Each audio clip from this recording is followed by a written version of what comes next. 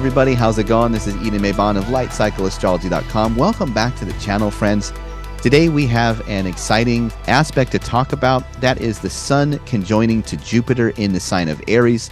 So this aspect is just beginning to form by tonight and is going to be building as the two planets move together over the weekend. And then we'll be perfecting into an exact conjunction by right around midnight, Monday or Tuesday. So we've got a really exciting aspect to talk about for this episode of Weekend Astrology. And of course, speaking of weekends, this is Easter Sunday coming up. So happy Easter, everybody.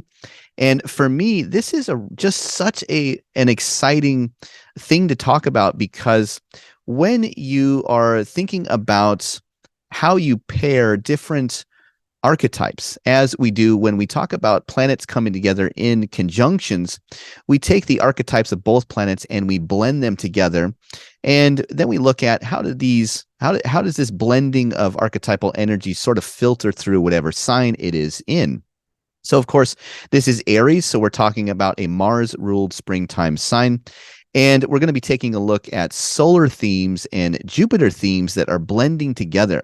Well, of course, when you look at both of these archetypal themes for these two planets, it is just so interesting to me that this should fall very, very near Easter Sunday weekend, because, of course, whether you are celebrating Easter as a religious resurrection of the Christ, which is incredibly close to the astrology of Jupiter and the Sun coming together in Aries, or whether you are, just celebrating the return of springtime with your children, painting Easter eggs in a more secular manner that just generally celebrates this time of the year as the return of spring.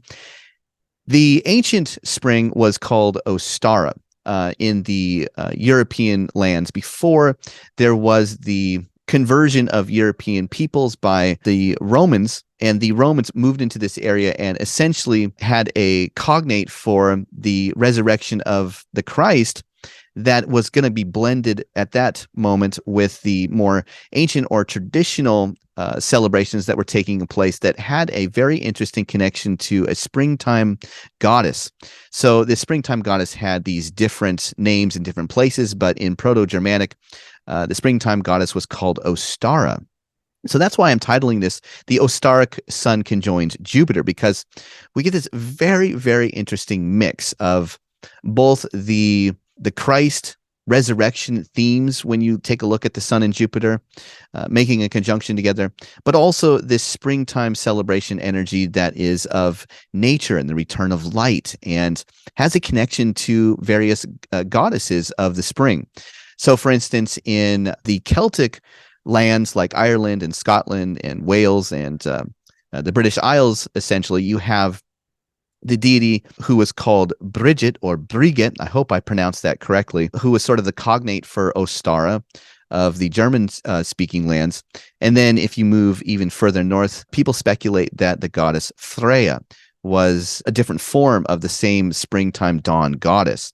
So I just think that this is so interesting that as the world celebrates, many people all over the world celebrate the springtime or the resurrection of Christ, that these two planets that have pretty much the same symbolic meaning should come together in the sky. For me, this is just a very synchronistic universe we live in, where not only can we look at signs and omens from above, but it just seems to happen on many different levels as well. So today we're going to get into some themes to watch for, and this is going to be supported by some of the other planetary aspects that are occurring in the sky. And there are certain ways that we might hone in on this particular meaning between the Sun and Jupiter. And of course, before we get into today's content, please like and share and subscribe on the channel and the video. That really pushes the algorithm forward, and I so do appreciate that. It's been really exciting seeing the channel grow, and I really appreciate everybody's support and comments and subscriptions. And I hope you guys like the content. This is something that I am very passionate about, and I hope that I can continue to keep doing. And that is all supported by people that want to see the content and are enjoying the content. So thanks for everybody who has helped support the channel. And if you are ever interested in a personalized astrological consultation, you can always go to my website, lightcycleastrology.com. That's a great place where you can either send me personal private messages that you don't want in the comment section, or you can find out about getting a reading or signing up for an astrological consultation by me. All right, well, let's take a look at the real-time clock now. Before we get into the meaning of the Sun and Jupiter in the sign of Aries, let's take a look at the timing of the conjunction that is taking place. Now, this is really moving into that 3-degree range of engagement by 5 p.m. East Coast time today on Friday, and then is going to be building as the weekend goes on. So what do I mean by that? Well, people have always wondered, when do you begin to feel the energies or notice the energies of a particular aspect in the chart? Well, from the standpoint of what we think ancient astrologers were practicing, it looks like they were using about 3 degrees. So you'll notice that the sun is at 17 degrees and 47 minutes. That is by 5 p.m. Today, East Coast time. And here's the sun at 20 degrees. So over the next couple of days, the sun, being the faster moving planet, is going to be chasing Jupiter and will eventually catch up to Jupiter here. If we go forward, here is the sun at 18 degrees on Saturday, 19 on Sunday, 20 on Monday, and 21. Look, there is the exact moment where the sun and Jupiter come together in the same exact degree and minute in the sky. Now, this is right around 5 p.m. on Tuesday or so. So you're looking at Tuesday that this aspect is perfected or exact. And of course, if we go forward now, it's going to take 3 degrees of the sun separating away from Jupiter. Here's Jupiter at 22. So we got to go until the sun gets around 26 of Aries for there to be that 3 degrees of separation between the sun and Jupiter after the sun passes Jupiter. And that is really happening by April the 16th. So, this is definitely like a solid 7, 8, 9 days of the sun being within that 3-degree range of Jupiter in the sign of Aries. So could you notice it before 3 degrees? Of course. Could you notice it after? Sure. But I guess from the standpoint of what ancient astrologers were practicing, that 3 degrees before and after the exact perfection is really when you're most likely going to notice, feel, or see something manifest that relates to that archetypal theme. One interesting distinction that they had is that there might be something that is building up thematically. If you take what the meaning of the sun and Jupiter combining together, whatever that is supposed to represent or mean or symbolize, that theme is sort of building and building and building as it moves towards perfection.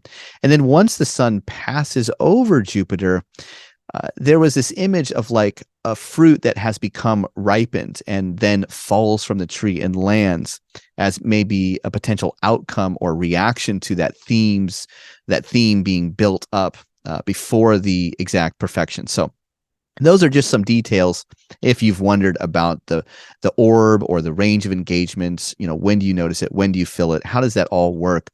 Those are just some of the details with that. One thing that is really, really fascinating that I just noticed as I was rolling the clock forward by days is look at the sun at 19 degrees of Aries, April the 9th on Easter Sunday. Wow, here is this recurrence of symbolism that just won't leave me alone. The fact that Jupiter and the sun, archetypally speaking, have this connection to resurrection, religion, faith, all of these sort of religious or spiritual meanings that the sun and Jupiter have when they get together. And then having Easter Sunday, of course, have the iconography of Christ being resurrected. Well, the sun at 19 degrees of Aries was the exact exaltation degree of the sun in the sign of Aries. So what do I mean by that? Well, each planet has a place that it was said to be exalted, or a sign where it was exalted in. And for the sun is exalted in the sign of Aries because it overcomes the dark half of the year after the spring equinox. It's victorious over the darkness, you could say. From the spring equinox forward, we now have more minutes in the 24-hour period of daylight than we do darkness. And of course, from the fall equinox all the way until the beginning of spring, there are more minutes of nighttime or darkness in a 24-hour period than there are minutes of daylight. So the ancient astrologers were, of course, dividing the year into two basic halves. One half was dark dominant. There was more time of nighttime or darkness for 6 months, and then the other half was light dominant, where there was more minutes of light or daytime in a 24-hour period. So once the sun moves past the last degree of Pisces, that's the spring equinox, and now the sun has triumphed and overcome the dark half of the year. So it is the sun that is triumphing. And that's one reason why the sun was said to be exalted or lifted up and important in the sign of Aries. But even within a planet's exaltation sign, that planet had an exact exalted degree that was associated with it. And for the sun, that is 19 degrees of Aries is the sun's exact exalted degree. So this is just such a powerful symbolism for this moment that celebrates the resurrection of Christ and also celebrates the resurrection of light. In Northern Europe, at least, it has this connection to the goddess of spring. But I just think that that is so interesting because there is another layer to the same symbolism here. Let's look at the conjunction that happens as Tuesday comes in of next week. The sun and Jupiter at 21 degrees. And then look here, we go one day past that. Here comes the sun now passing over Jupiter. So that passage of the sun over Jupiter, that is a synodic reset, where one time a year, the sun will travel all the way through the zodiac, right? And at one point during the year, the sun will go through this conjunction with Jupiter. Now, Jupiter will, of course, be moving slowly through the zodiac, but the sun is the faster moving planet. So one time a year, the sun will make a conjunction to Jupiter. But next year, for instance, the Jupiter will be in the sign of Taurus, or maybe even Gemini, when the sun comes around. So why is that important? Well, this is the synodic reset between the sun and Jupiter. And symbolically speaking, whenever the sun meets with a planet, it's like the sun acts like a malefic or like a bad guy, and it tends to kill off the energies of that planet or the archetype of that planet. And then as the sun passes over that planet, it is thought that the planet is then reborn. So in other words, Jupiter going through this synodic reset where the sun is chasing Jupiter, finally catching up to Jupiter, and then passing over Jupiter. That symbolically represented to ancient astrologers that Jupiter would have gone through this period of like a death. First, as the sun catches up, Jupiter things sort of die off. It's the sun that is burning up Jupiter. They called it combustion or under the beams. And the sun was thought to be like a malefic planet that was killing off Jupiter. And as the sun passes over Jupiter, the exact cazimi between Jupiter and the sun, where Jupiter are at the same exact degree, that was called Jupiter being in the heart of the sun, right? The cazimi moment. Usually we talk about this when we look at Mercury retrogrades, but it can really be with any planet that is making that conjunction to the sun, where the exact time that that planet and the sun move into the same degree is called the cazimi.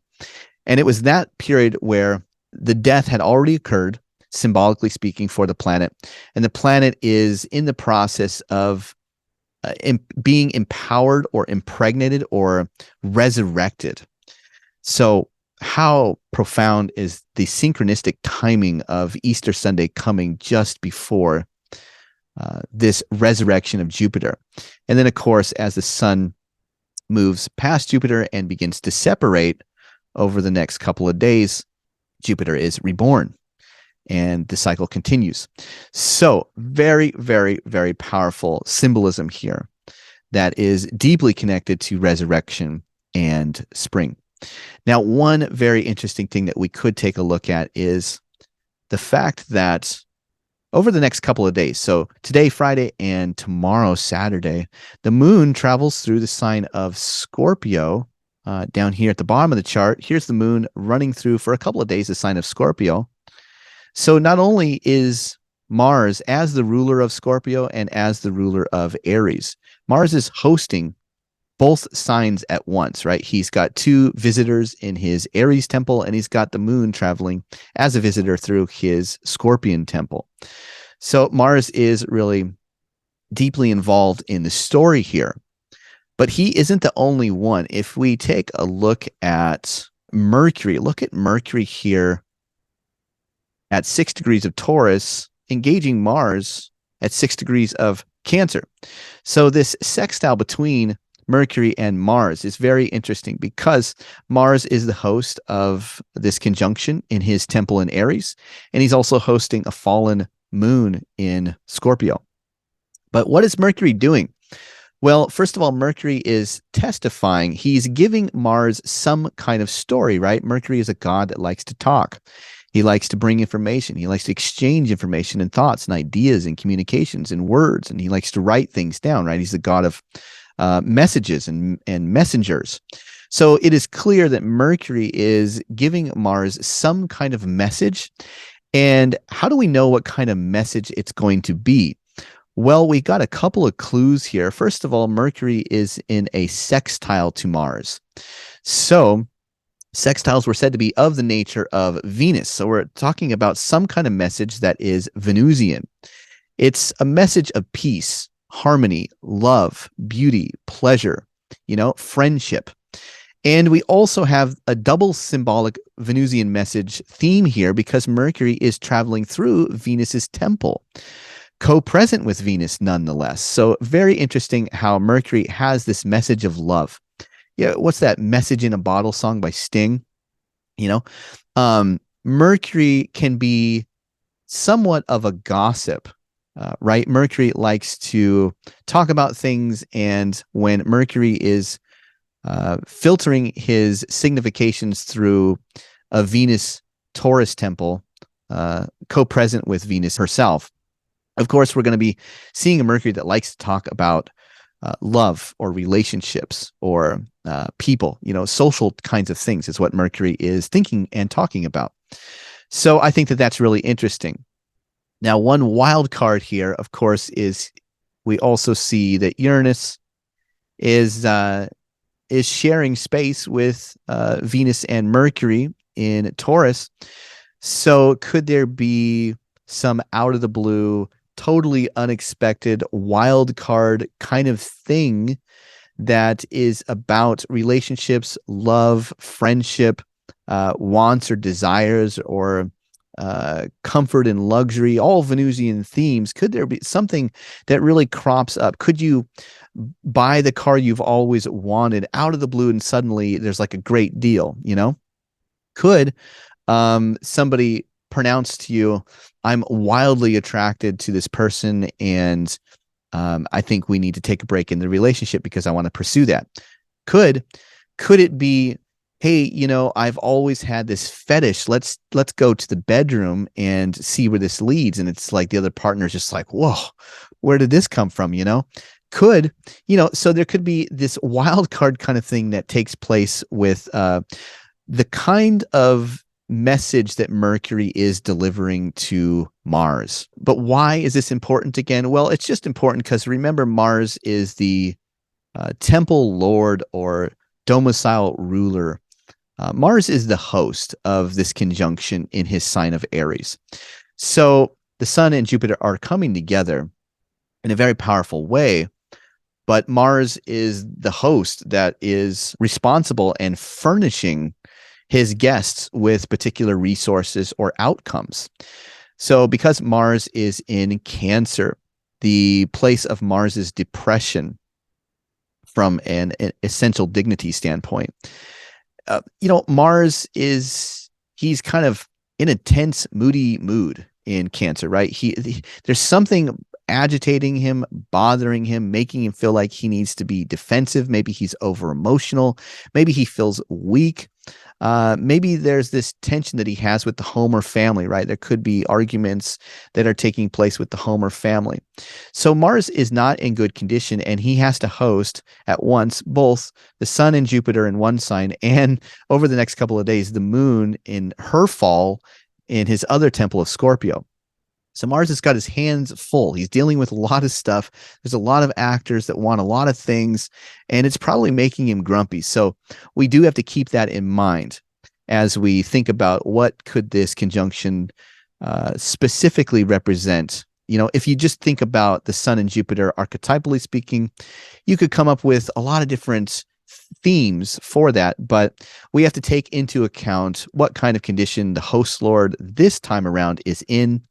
And you see that the host lord is receiving communication from Mercury in Taurus. So Mercury in Taurus is giving him some kind of love message or message in a bottle or gossip, or, wants to spend money on something that is luxurious that maybe brings some kind of conflict into the family or home. These are all things that could potentially be themes for this conjunction. But over the next couple of days, there are some interesting things that unfold. If we roll the clock forward here, watch this. The Moon moves out of Scorpio by Sunday. The Sun moves into the exaltation degree, gets very close to Jupiter. Venus she's preparing to leave her sign of Taurus. And this whole time, the sextile between Mars and Mercury is engaged. It's within that 3-degree range of engagement. Now, by Sunday, Mercury is just slightly past the engagement range. By Sunday, Mercury has perfected that sextile to Mars and is already moving towards separation. But I think that that's interesting. Here comes Mercury by Monday, still beginning to separate from that sextile, but still within that engagement range.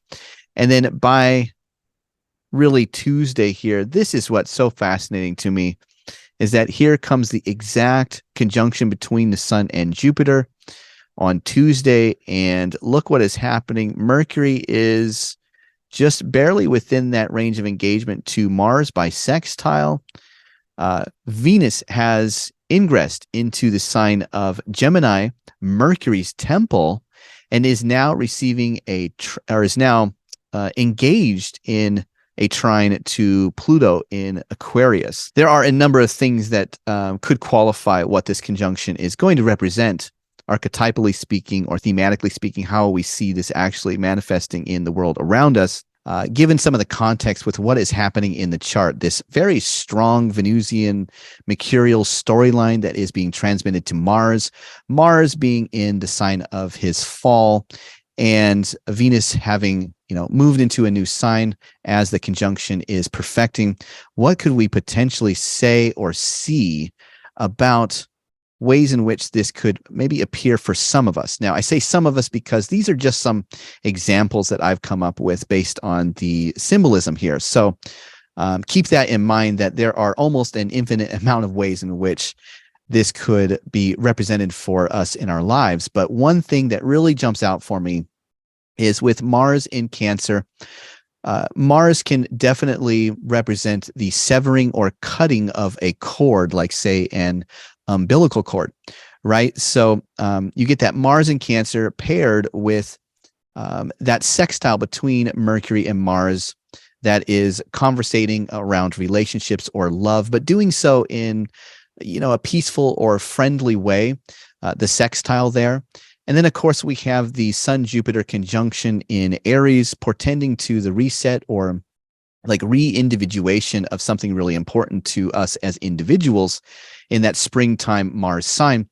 Putting all of that together, it makes me wonder if you don't see, I'll give you an example. Let's say there are two people in a relationship and they care and love for one another, but they're just not right for each other for some reason. But it's like an amicable thing where they both get together and say, or somebody pulls the trigger and says, we shouldn't be together if it's not right, because it's comfortable. It's not a good reason to just stay together. Maybe we should, break it off and see other people because we can both be happier that way. And we're doing this because we care and love for each other. That is definitely one theme that I could see. Now, it doesn't have to be, of course, within the context of a relationship, but think about something that is severed or cut away, that is familial, that is potentially comforting, but doing it for a good reason. And maybe because some information comes along and you just all of a sudden realize, we got to cut something away. This is not the kind of self-love that we need for ourselves right now. That is theme number one, is the severing of the cord out of love for a fresh start. Okay, theme number two, a strong need to protect something childlike. Yeah, that's, of course, we have a little bit of just, looking at the same thing through kind of a different angle here. When you have Mars in Cancer, Mars is going to want to protect. He's going to want to be the warrior on the perimeter that protects the home and the family. And this powerful reset of energy coming from the Sun and Jupiter in this very young springtime sign, and also this connection with Mercury and Venus, both planets that sometimes are connected to children or young people. You really get the sense that, is there just a general broad theme that speaks to the strong impulse to protect something that is youthful, that is childlike, that is just getting going, So this could be literally young children or babies in the home, or your own children, but it could be anything that is childlike and has that very youthful innocence to it, a strong need to protect that. Okay, theme number three is reigniting the passion for love, right? We have, on one level, we have a pretty sensual dynamic here. I mean, all of the lovers are involved. We have Jupiter, which was a planet connected to erotic desires, conjoining the Sun, which is just very potent and has a lot of energy in this very springtime erotic sign. You have Mercury in Venus's sign making a sextile of the nature of Venus, like a romantic connection to Mars. Mars being that phallic kind of god that likes to impregnate, in the sign of Cancer, the mother. So I think definitely a huge theme for right now is just the reset or the reignition of the passion, maybe within your own relationship, or maybe within that hope that you could have something like that if you don't have it now. I think that could also be a theme to watch for. And of course, this could be just a signature moment where people are deciding to have children and get pregnant, or try to get pregnant and have a family, So that's theme number three. Theme number four is reclaiming individualism or self-independence, i.e. me time. This could really be Mars in Cancer breaking away from the home, breaking away from the family, and going out and doing something, maybe getting in the car, Mercury sextile Venus, doing something that is just fun or enjoyable. And that Sun conjunct Jupiter is like, I need to reset me, that individual quality that a Mars-ruled temple like Aries has, is, that connection to independence, self-independence. So that reset energy, that synodic reset between the Sun and Jupiter, may speak to just being like, I need a big adventure on my own right now, something like that. I need to climb a hill, climb a mountain. I'm like, all of a sudden, I just want to, where's my hiking shoes? I'm just going to go climb Mount Si right now. I've never done that. I need a big adventure, and I want to be on my own. Or at the very least, I want to be with people that are real adventurous, and, let's just get out of the house and do that over the weekend. That sounds fun, right? Some kind of big adventure that reclaims or reignites this self-independence, or a kind of me time.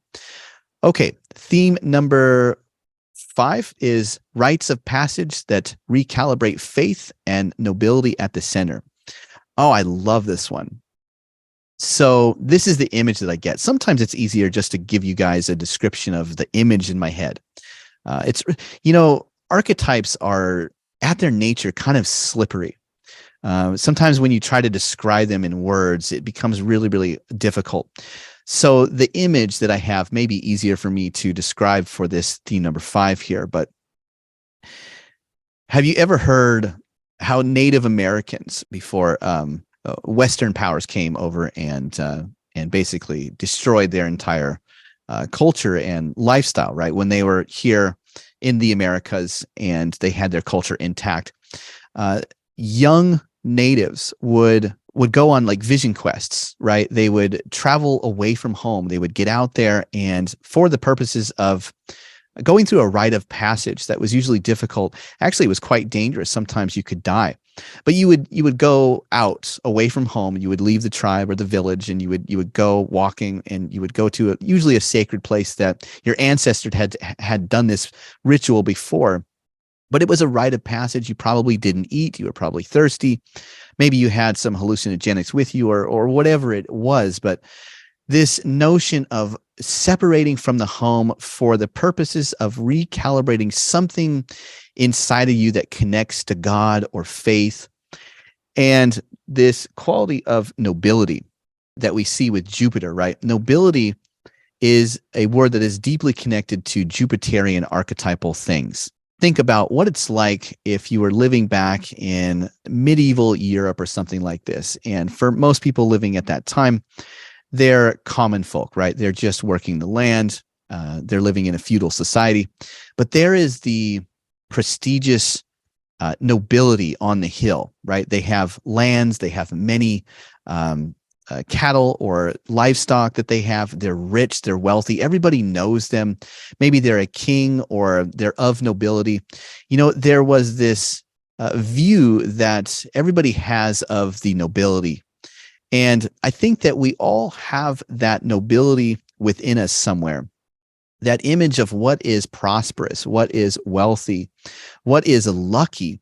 And sometimes to get into that inner noble spirit, it just takes a shift in attitude.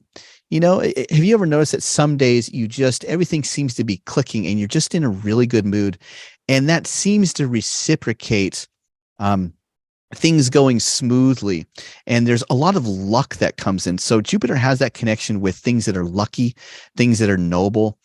So that picture of nobility where you're born into a family as a prince, and you have a large family that's rich and wealthy, has lands and castles. That inner noble, rich, wealthy prince or princess that lives in us, that just was born lucky, that luckiness could be the thing that is getting restarted or is recalibrated based on faith. Because I think that it really is just sometimes a matter of perspective in drawing those things near. You know, sometimes we just get bogged down in negative thoughts or negative ideas, and this could be a moment where somehow we're liberated from that which holds us in that kind of negative space. And this could be a moment where we gain hope, we gain faith, we gain religion, we gain light. And it's like all of a sudden it's like, wow, a shift in attitude occurs, and it's like a rite of passage that recalibrates us to our faith. And because of that, there are good things that happen around us. So luck is almost like coming in because we simply have a little bit of a shift in perspective. That is definitely a theme that I'm hoping is going to be a big one for a lot of us out there.